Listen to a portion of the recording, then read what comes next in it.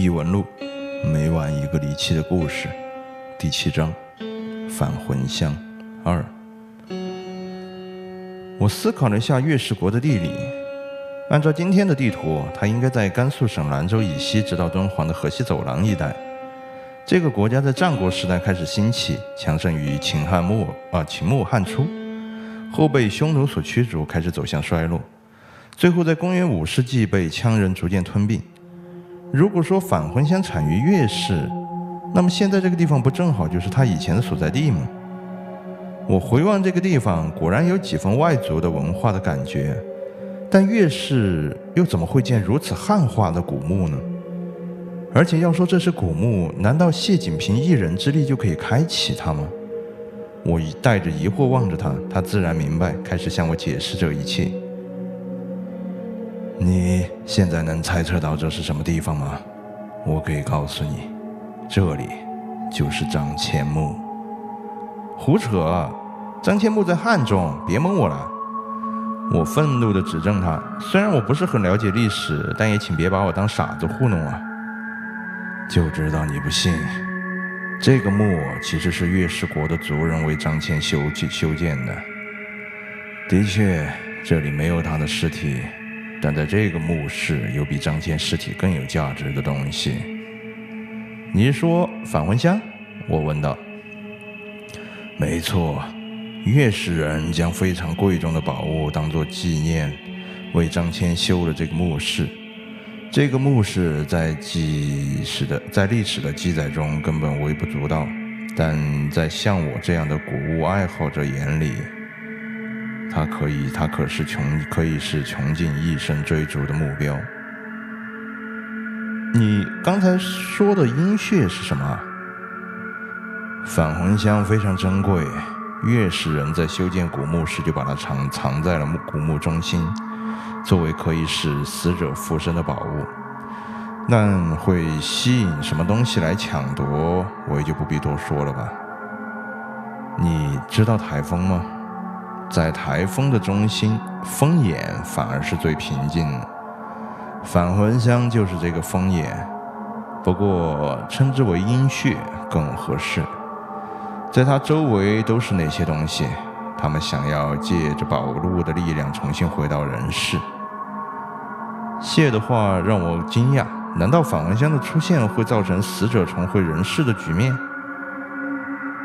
返魂香曾经流传到日本，结果在日本爆发了一场常世与现世，就所谓的过世的人和现世的人之间的人和鬼魂的惨烈战争，以至于当时的京都成了一座鬼城，可见它的力量之强大。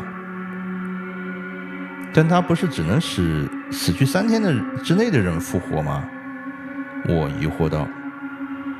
那不是真正的返魂香，张骞带回去的，由于没有妥善保管，加上烈日曝晒，最重要的是返魂香与其他香料混放了。但即便是不纯的返魂香，仍然有非常好的治疗重病的疗效。这也是为什么史料记载中是之前说到的那个结果了。谢继续叙述着，我也很感兴趣地听着。的确，日本历史上著名的阴阳师安倍晴明所处的平安时代，的确是那样一个人妖共存的混乱时期。那我们现在就出发吧，我看你身体状况似乎有点问题啊。我指了指他的身体，谢苦笑道。的确，当年复活我的返魂香也是不纯的，虽然我的妻子以自己生命作为代价来复活我，结果仍使我落得了这样一个人不人鬼不鬼的样子，所以我必须找到真正纯净无瑕的返魂香。谢望着我，我知道处在生死边缘的人是多么的痛苦啊。我答应了，因为我也是个凡人了，谁不想一睹传说中的宝物呢？虽然这趟旅途可能会比较危险。为什么不多找几个人呢？我问谢。不在乎人多，100个废物也不如一个有用的助手。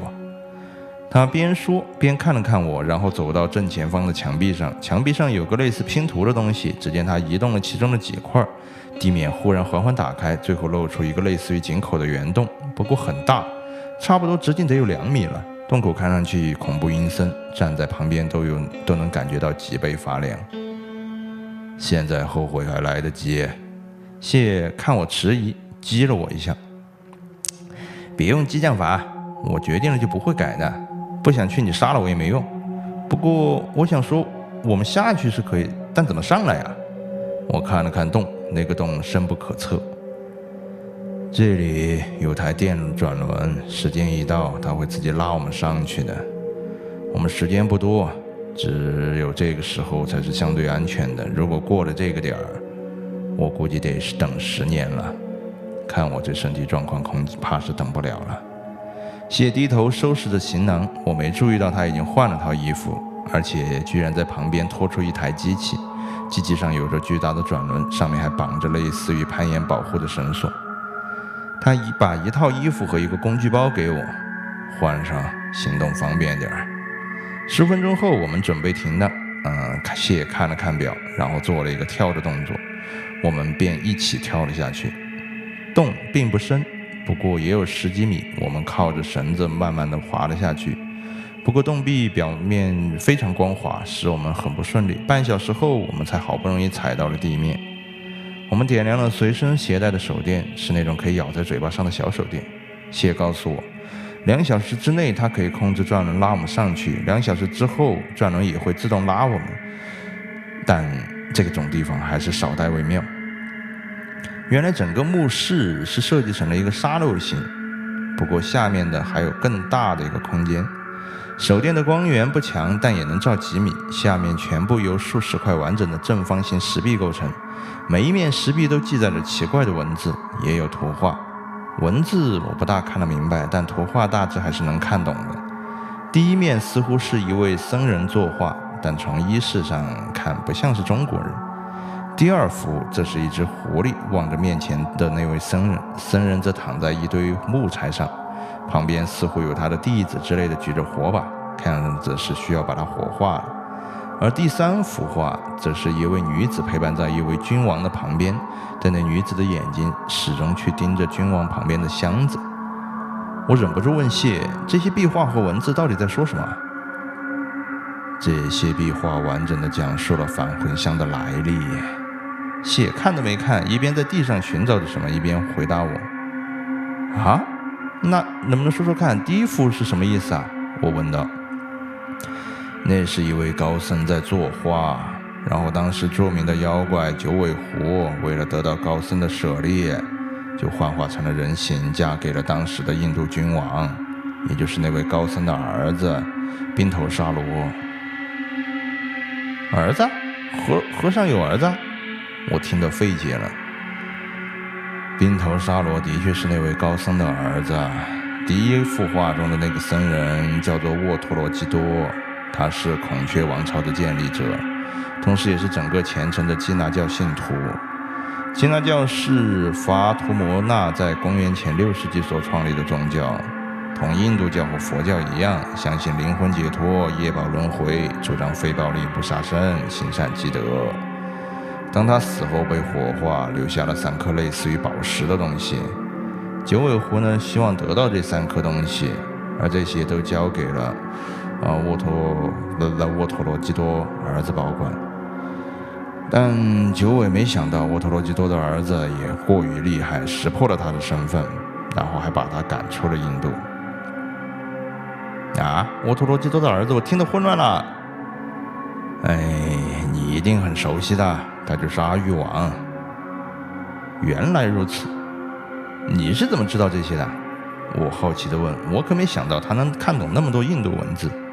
谢默然了许久，忽然说道：我妻子就是印度人。然后什么都不说了，我只好继续看着壁画。果然后面描绘了九尾被一个英武的年轻人提着剑赶出了皇宫。不过似乎后来他又到了另外一个国家。再后面的话就熟悉不过了，因为上面的人物很明显就是中国春秋战国时代的人物呀。其中一幅也是一位君王拿着一块圆形透明的东西在与一位妃子把玩，而那位妃子正是前面出现的九尾狐，而那块东西很像传说中描述的和氏璧。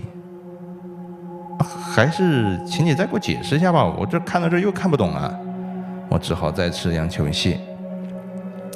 印度的一位高僧啊，把那3块类似舍利的宝物其中1块带到了中国，并且央求当地有名的玉石工匠将其和1块名玉镶嵌在了一起。那块玉就是那个叫课本里面都有的那个和氏璧。所以传说中和氏璧有神奇的力量，更有人说得璧者得天下。九尾自然也来打他的主意，不过战乱纷争，九尾很快与玉都失踪了。再后来，3块舍利1块留在了印度，另外1块辗转中落到了月氏族人手中。再后来你也就知道了，张骞把他们带回了中土。印度的那1块在玄奘法师与印度佛法交流的时候也带回了大唐长安供奉。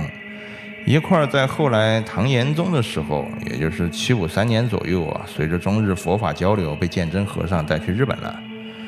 带去日本的那块就引起了日本的动荡，成为了平安年间的那个叫做众多妖魔争夺的宝物。在公元794年，桓武天王建京不到10年，被错杀的皇太子早良亲王怨灵不散，天皇被迫移都至了平安，设立了幕府将军，板之上田村马吕相，震慑皇太子的鬼魂，从此拉开了垂天下已至400余年的平安时代的序幕。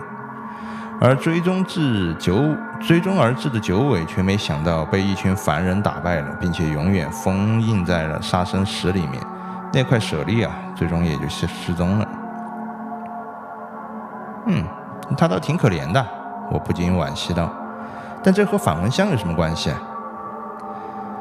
我们找的是玄奘从印度带回来的最后1块，这1块后来被张骞的后人拿到后归还给了月氏族人，并且希望可以归还他的故乡印度，不过没有成功。但一位印度僧人画下了这些壁画在这里，一来证实它的来历，二呢，这块东西最后还是放在了这里由他们修建的张骞墓中。谢没有回答我的问题。我明白了，那最后的舍利子就是返魂香了。我恍然大悟，谢对我点了点头。原来扰乱天下将近1000多年的宝物就是这个呀！别多想了，我们时间不够了，赶快找吧。那位印度僧人画了这些壁画，同时也设计了这里的机关。月氏族人不会轻易让人拿走返魂香的。我点头称是，也和谢一起寻找。果然半小时后，我们找到了那最后一幅壁画，也就是一位印度僧人修建墓石的那幅。看上去好像可以推动，但无论我们从哪个方向用力都没有反应。最后谢让我站在相反的方向使劲儿，我笑了，这样都能推开，不就相互抵消力量了吗？但没想到这幅画原来是2个空心石墙互相嵌套在一起。果然推开之后出现了2扇仅可由1人进出的小门。